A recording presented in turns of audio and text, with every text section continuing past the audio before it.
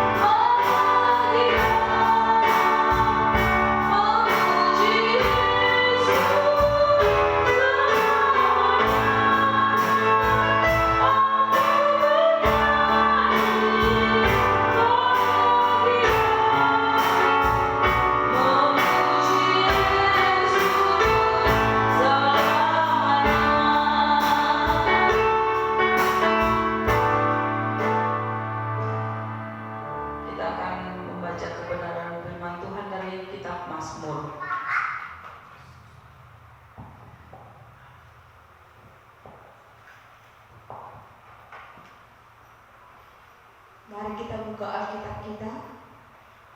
Kita akan membacakan Mazmur pasal 91 ayat 1 sampai 16.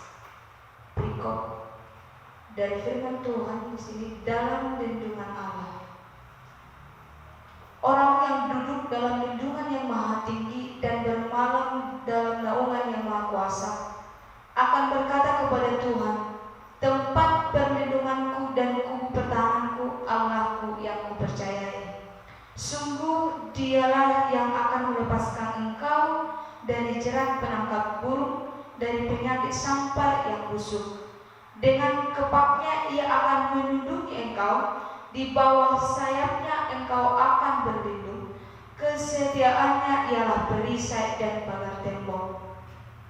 Engkau tak usah takut terhadap kedahsyatan malam, terhadap panah yang terbang di waktu siang, terhadap penyakit sampar yang berjalan di dalam gelap, terhadap penyakit menular yang mengamuk di waktu petang. Walau 1000 orang rebah di sisimu dan 10.000 di sebelah kananmu, tetapi itu tidak akan menimpamu. Engkau hanya menontonnya dengan matamu sendiri dan melihat pembalasan terhadap orang-orang fasik. Sebab Tuhan ialah tempat perlindunganmu yang maha tinggi, telah kau buat tempat perteduhanmu. Malapetaka tidak akan menimpa kamu, dan tulah tidak akan mendekat kepada kemahmu. Sebab malaikat-malaikatnya akan diperintahkannya kepadamu untuk menjaga engkau di segala jalanmu. Mereka akan menatang engkau di atas tangannya, supaya kakimu jangan terantuk kepada batu. Singa dan ular tedung akan kau langkahi, engkau akan menginjak anak singa dan ular naga. Sungguh hatinya melekat kepadaku, maka aku akan meluputkannya. Aku akan membentenginya sebab ia mengenal namaku. Bila ia berseru kepadaku, aku akan menjawab. Aku akan menyertai dia dalam kesesakan. Aku akan meluputkannya dan memuliakannya. Dengan panjang umur akan kukenyangkan dia, dan akan kuperlihatkan kepadanya keselamatan daripadaku.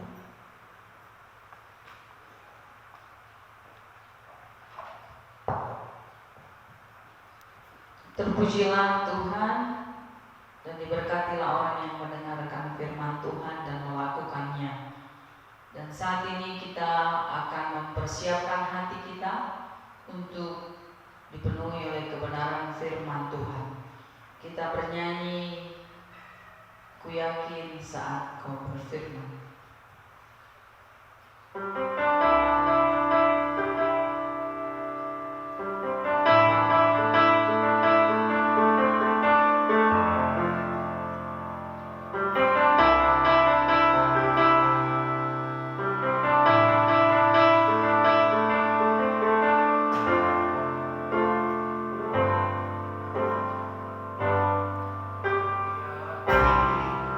Saat kau berfirman,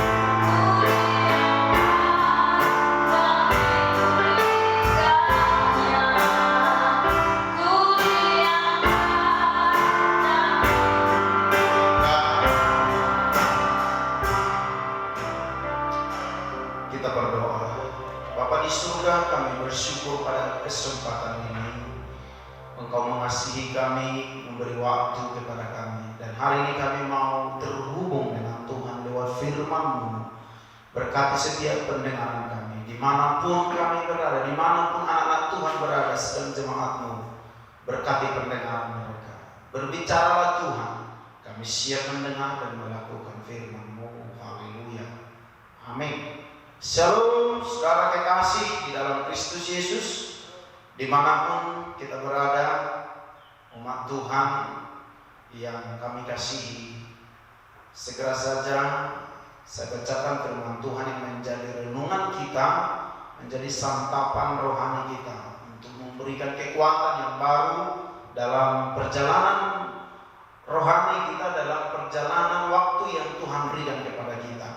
Dalam Injil Lukas pasal yang ke-16 pada ayat 19 sampai dengan 29, sebuah perikop yang akan memberitahu kepada kita bagaimana perjalanan hidup kita ke depan. Demikian firman Tuhan, orang kaya dan Lazarus yang miskin. Ada seorang kaya yang selalu berpakaian jubah ungu dan kain halus, dan setiap hari ia bersukaria dalam kemewahan. Dan ada seorang pengemis bernama Lazarus, badannya penuh dengan borok, berbaring dekat pintu rumah orang kaya itu, dan ingin menghilangkan laparnya dengan apa yang jatuh dari meja orang kaya itu. Malahan anjing-anjing datang dan menjilat boroknya. Kemudian matilah orang miskin itu, lalu dibawa oleh malaikat-malaikat ke pangkuan Abraham. Orang kaya itu juga mati, lalu dikubur. Dan sementara ia menderita sengsara di alam maut, ia memandang ke atas dan dari jauh dilihatnya Abraham dan Lazarus duduk di pangkuannya. Lalu ia berseru, katanya, "Bapa Abraham, kasihanilah aku, suruhlah Lazarus supaya ia mencelupkan ujung jarinya ke dalam air dan menyejukkan lidahku, sebab aku sangat kesakitan dalam nyala api ini." Tetapi Abraham berkata, "Anak, ingatlah bahwa engkau telah menerima segala yang baik sewaktu hidupmu, sedangkan Lazarus segala yang buruk.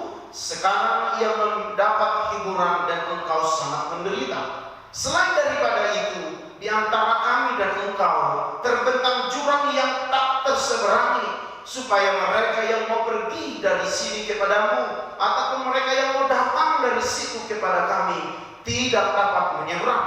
Kata orang itu, "Kalau demikian aku minta kepadamu, Bapa, supaya engkau menyuruh dia ke rumah ayahku, sebab masih ada 5 orang saudaraku, supaya ia memperingati mereka dengan sungguh-sungguh, agar mereka jangan masuk kelak ke dalam tempat penderitaan ini."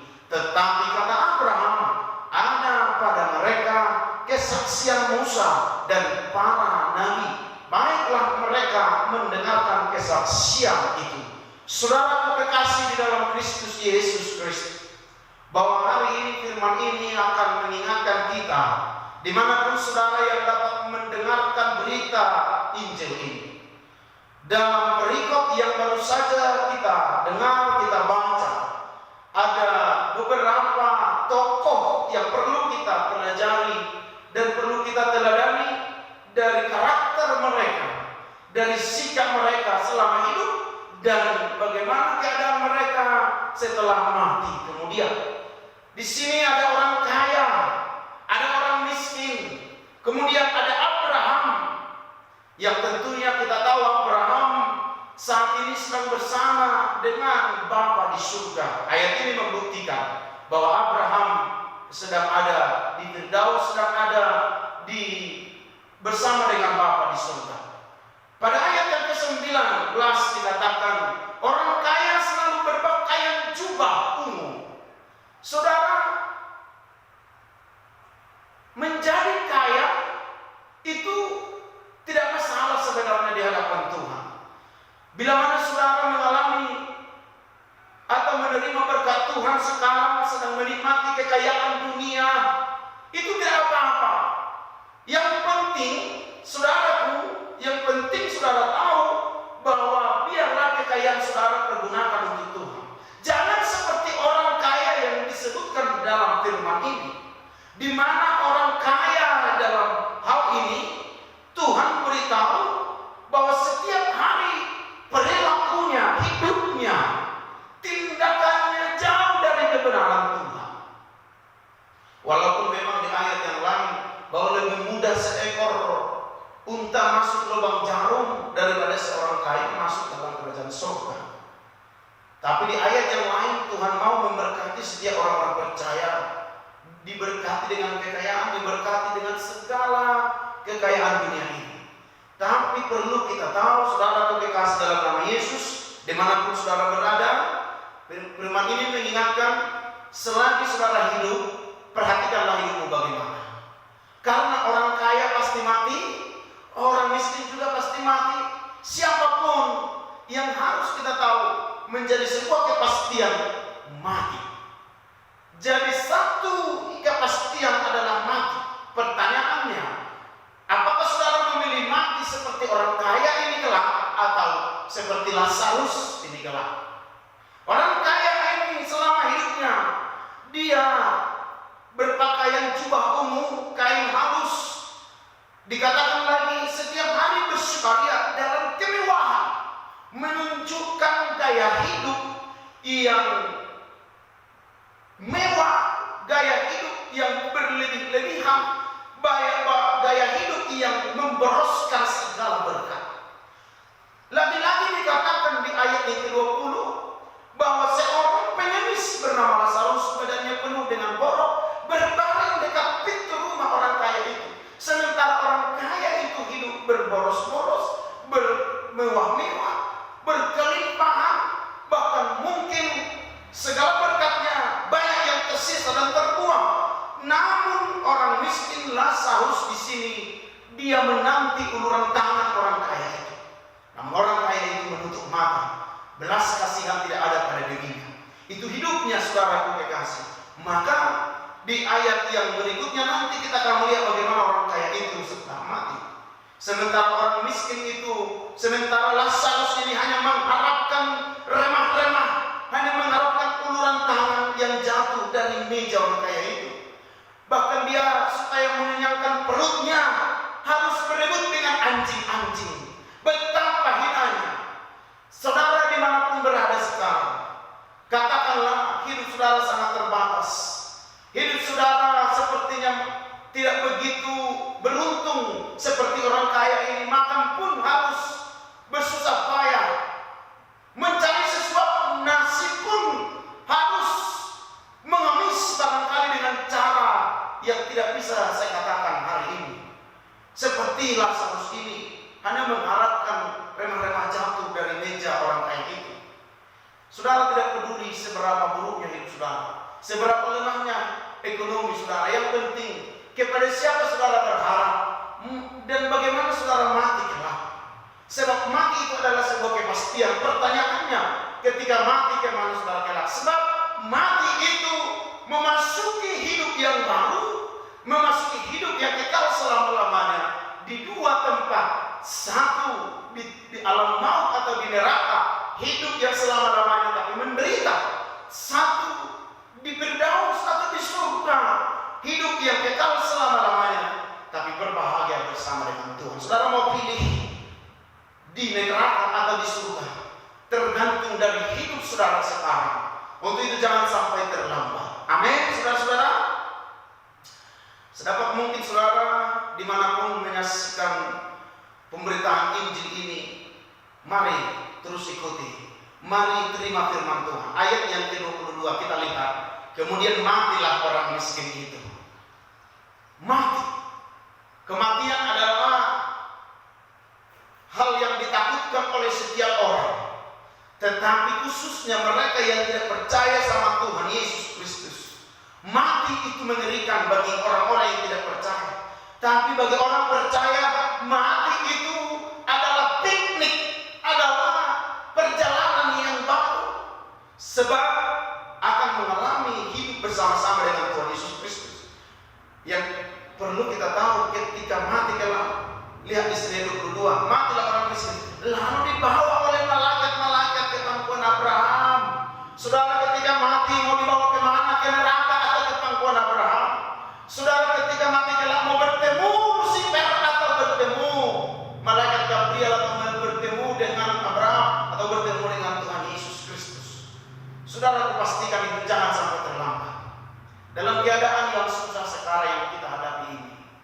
Semua orang mengeluh. Ada banyak mungkin orang salah bertindak, salah berkata, mempersalahkan orang lain, mempersalahkan pemerintah, mempersalahkan oknum-oknum tertentu. Itu tidak ada gunanya. Selidiki hidup saudara masing-masing dimanapun saudara berada sekarang. Pastikan ketika kau mati kelak dibawa oleh malaikat ke pangkuan Abraham, seperti kata Yesus kepada seorang di sebelah kanannya ketika mereka bersama-sama disalib. Dia berkata, hari ini aku bersama-sama dengan engkau di Firdaus. Ketika orang itu mati, dia bertemu dengan Tuhan Yesus di Firdaus. Amin, saudaraku, haleluya. Ayat yang ke-23 berbicara lagi, orang kaya itu juga mati. Berita ini mengingatkan kita bahwa kematian itu tidak pilih kasih. Orang kaya bisa mati, orang miskin bisa mati, orang besar, orang kecil mati, orang tua, anak-anak pasti mati. Pertanyaannya, kembali saya ajukan kepada saudara, ketika mati kelak mau dibawa kemana? Lihat ini ayat 23. Orang kaya itu mati, mayatnya dikubur. Saya yakin Lazarus mati, mayatnya juga dikubur, tapi rohnya dibawa malaikat-malaikat. Dalam ayat 23 ini dikatakan di sini, sementara ia menderita sengsara di alam maut, ia memandang kepada Abraham. Dari ayat ini kita tahu bahwa ketika orang itu mati, siapapun, ada dua kemungkinan: dibawa malaikat ke Firdaus atau dibawa malaikat maut kepada alam maut, kepada penyiksaan, kepada neraka.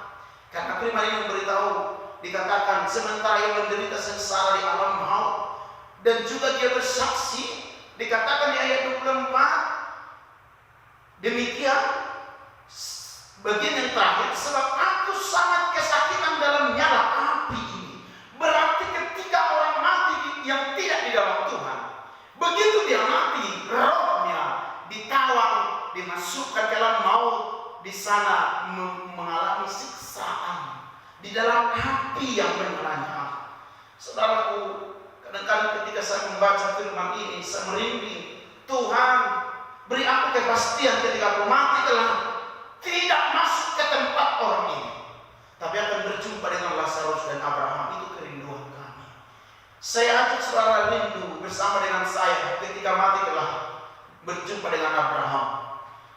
Di sini dilihat lagi orang kaya yang telah mengalami penderitaan itu mencoba mengajukan permohonan kepada Abraham dan berkata, ketika dilihatnya Lazarus ada di pangkuannya, dia berseru, "Bapak Abraham."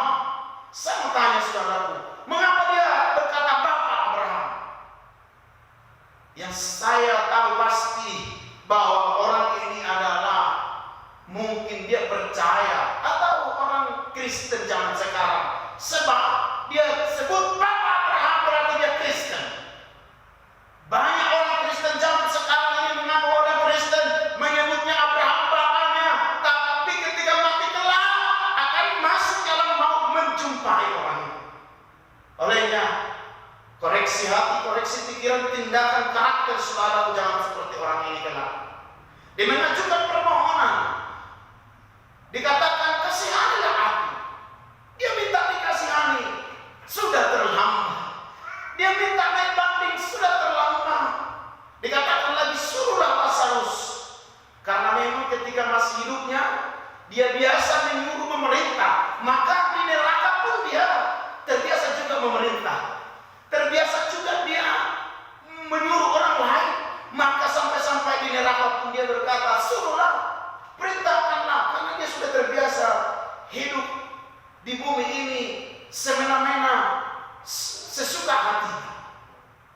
Saudara terkasih dalam nama Tuhan Yesus Kristus, mari sadar dengan segera, jangan sampai terlambat dimanapun kita berada. Waktunya Tuhan kita tidak tahu kapan datang, secara pribadi atau secara global atau secara menyeluruh di seluruh dunia ini.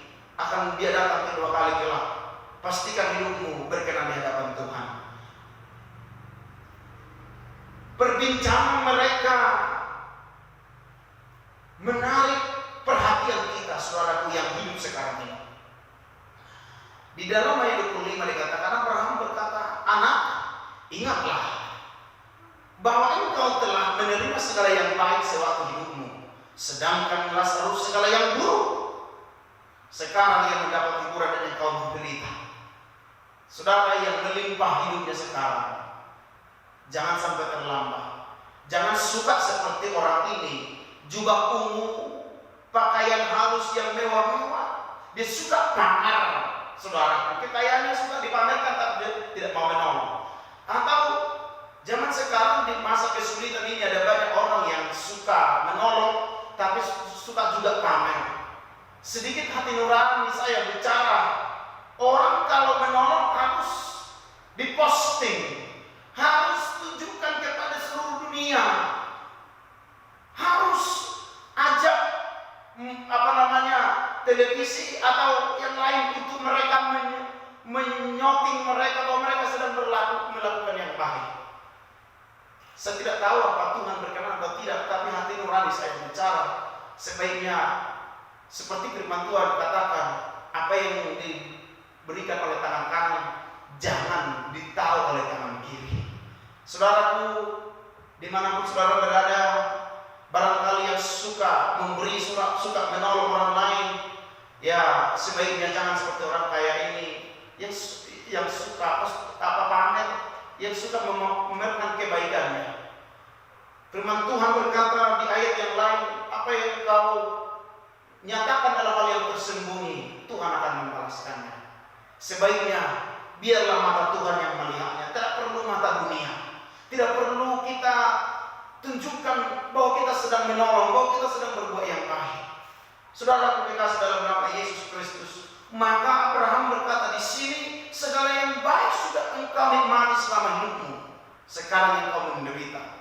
Lagi-lagi firman Tuhan memberitakan di ayat 26, ada jarak, ada jurang yang terbentang dan tak terseberangi oleh siapapun. Dari neraka ke surga tidak bisa orang pindah. Kalau seyogianya bisa pindah, mungkin orang ini sudah segera mengajukan permohonan pindah. Tetapi tidak mungkin, sudah terlambat. Tidak bisa lagi naik banding, saudaraku. Untuk itu, sekali lagi kami ingatkan, siapapun kita, relakan hatimu ditegur oleh firman Tuhan. Persiapkanlah dirimu. Waktunya Tuhan akan segera datang menjemput orang-orang kudusnya. Ada lagu kita, orang Batak berkata, "Namulah Yesus si dihasa ngapa nih, mengalap nabadia Tuhan senang. Mengalap nabadia, menjemput orang-orang kudus, bukan menjemput orang-orang Kristen, menjemput orang kudus. Pastikan hidupmu dalam kekudusan ketika dia datang kedua kalinya. Sebab sekali saudara masuk ke neraka, tidak mungkin saudara akan keluar dari sana. Untuk itu, mari persiapkan diri saudaraku. Ada perasaan yang berbeda pada orang kaya ini setelah dia mati. Belas kasihannya muncul. Di ayat yang ke-27, kalau begitu, aku mohon, aku minta kepadamu Bapa, supaya engkau menyuruh dia ke rumah ayahku. Lagi-lagi dia mau memerintah lagi. Ada kesadaran di dalamnya karena dia punya saudara. Selama hidupnya dia tidak berpikir terhadap saudaranya yang 5 itu. Tetapi sesudah mati, mengalami penderitaan, dia merasa jangan saudaranya kelak bersama dengan dia. Karena penderitaan yang dialaminya itu tidak terbayangkan, saudaraku. Penderitaan yang kita alami sekarang ini tidak bisa kita samakan dengan penderitaan di alam maut kelak. Untuk itu, mari saudaraku, perbaiki hidup saudara, bangun imanmu, akui Yesus Kristus sebagai Tuhan dan Juru Selamat yang akan mengampuni apapun dosamu. Ayat yang ke-28, sebab masih ada 5 saudaraku, supaya ia memperingati mereka. Lagi-lagi dikatakan dengan sungguh-sungguh, agar mereka jangan masuk kelak dalam tempat penderitaan ini. Dia berbelas kasihan, tapi terlambat.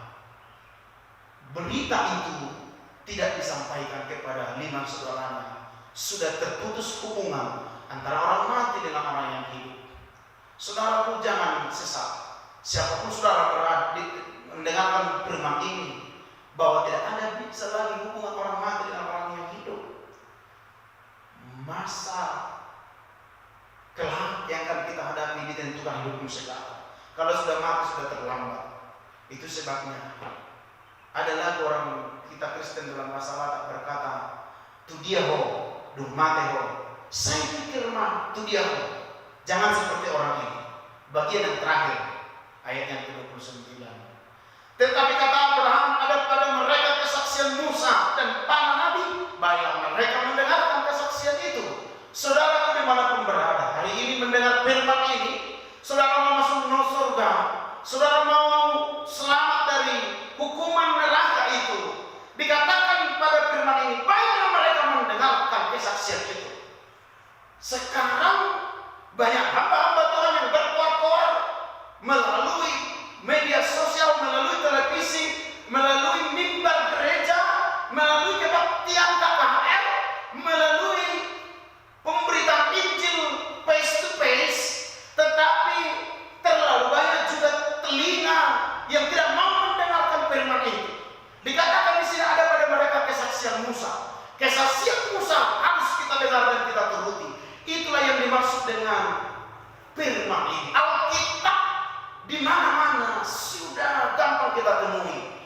Ada di HP kita, ada di televisi. Sekarang Alkitab bisa saja 5 sampai 10 saat dalam satu rumah. Pertanyaannya, apakah saudara mendengarkan kesaksian itu dalam Alkitab ini? Jadi tidak ada lagi alasan kelak saudara tidak mendengarkan kesaksian Musa, saudara tidak mendengarkan berita firman, karena Alkitab sudah dengan leluasa kita temui di mana saja berada. Di dalam HP, di mana saja kita bisa baca Alkitab, di mana saja kita bisa temui firman Tuhan. Tapi memang dasar hati yang keras tidak mau peduli dengan firman Tuhan. Maka bertobatlah. Amin, saudaraku. Kedua, saudara mau masuk surga, dengarkan para nabi. Dikatakan di sini, dan para nabi baiklah mereka mendengarkan. Banyak hamba Tuhan yang bersaksi, banyak para hamba Tuhan yang memberitakan firman, tapi saudara tidak mau mendengar. Tidak akan ada lagi alasan saudara nanti. Untuk itu, sebelum terlambat, mari bertobat dengan sungguh-sungguh. Cari Tuhan, baca firman Tuhan. Saudara, dalam keadaan sekarang ini kita dibatasi bertemu dengan saudara-saudara seiman di ibadah gereja, di pertanian. Tapi sesungguhnya firman itu hadir di mana saja saudara berada ketika saudara membaca firman itu. Sebab Yohanes 1 ayat 1 berkata firman itu adalah Allah, dan firman itu bersama-sama dengan Allah. Jadi firman yang kita baca, firman yang kita dengar adalah representasi pribadi Tuhan. Dia hadir kapan saja, dia hadir kapan saudara butuh. Firman ini mengingatkan kita di masa-masa yang sulit ini. Mari sadar, saudara pasti mati. Waktunya, tempatnya saudara tidak tahu, tapi persiapkanlah ini. Zaman sekarang zaman yang sulit, hanya berlindung saja kepada firman Tuhan seperti dikatakan dalam ayat ini. Ada pada mereka kesaksian Musa dan para nabi. Dengarkanlah mereka, dengarkanlah kesaksian itu. Amin. Mari kita memuji, menyembah Tuhan, dan kita akan berdoa. Saya ajak kita semua berdoa, naikkan doa syafaat untuk bangsa negara, untuk pemerintah kita, untuk orang-orang yang kita cintai, untuk orang-orang yang peduli kepada kita. Jangan sekarang berjalanlah.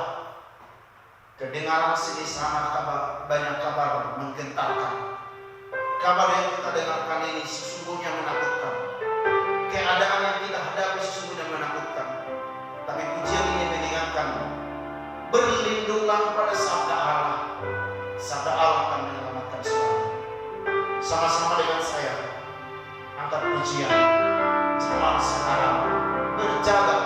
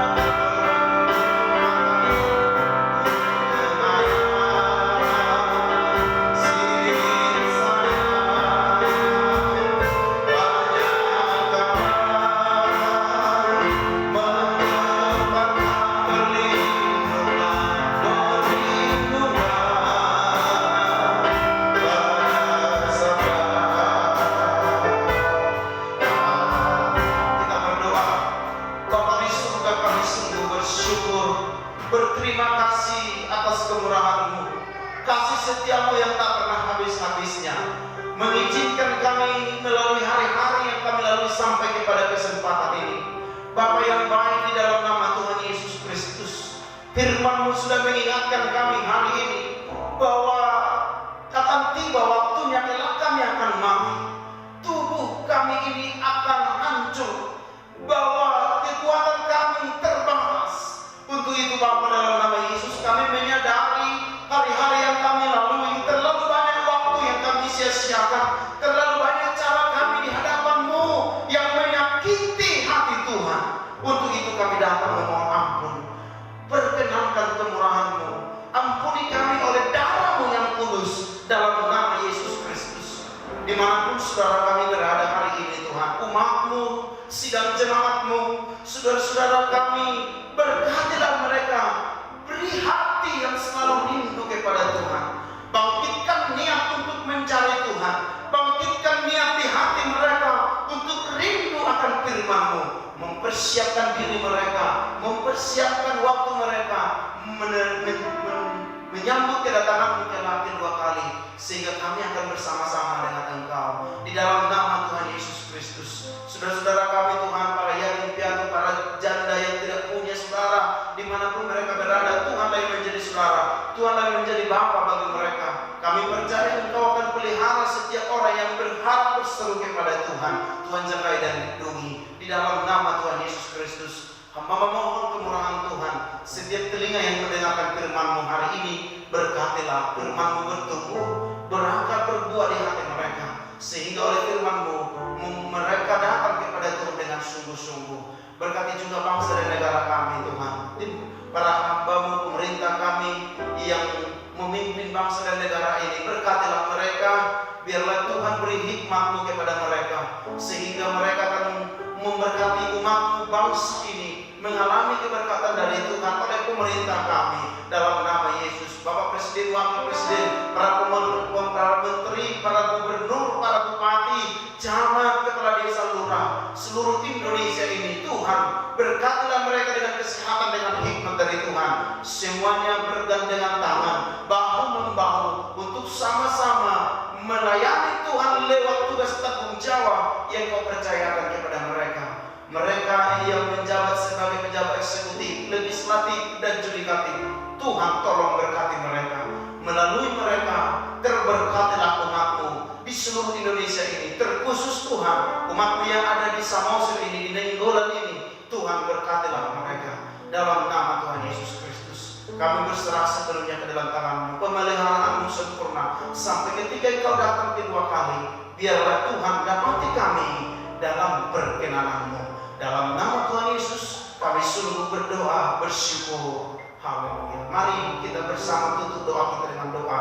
Bapa kami yang di surga, Bapa kami yang di surga, dikuduskanlah nama-Mu, datanglah kerajaan-Mu, jadilah kehendak-Mu di bumi seperti di surga. Berikanlah kami pada hari ini makanan kami yang secukupnya, dan ampunilah segala kesalahan kami, seperti Kami mengampuni orang bersalah kepada kami. Jangan membawa kami dalam pencobaan, tapi lepaskan kami dari yang jahat. Karena Kau yang punya kerajaan dan kuasa dan kemuliaan sampai selama-lamanya. Haleluya. Karunia Tuhan Yesus Kristus, kasih dari Allah Bapa, dan persekutuan Roh Kudus memberkati, memelihara saudara sekalian dari mulai ini sampai Tuhan Maranatha datang kedua kalinya. Haleluya. Amin. Tuhan memberkati. Haleluya. Kita angkat pujian. Jangan buang lagi waktumu yang lalu tak kembali lagi. Pujian ini akan mengingatkan kita di hari-hari kita ini, biar kita bertobat, tinggalkan cara hidup yang lama dengan pujian. Jangan buang lagi waktumu, kita bertepuk tangan.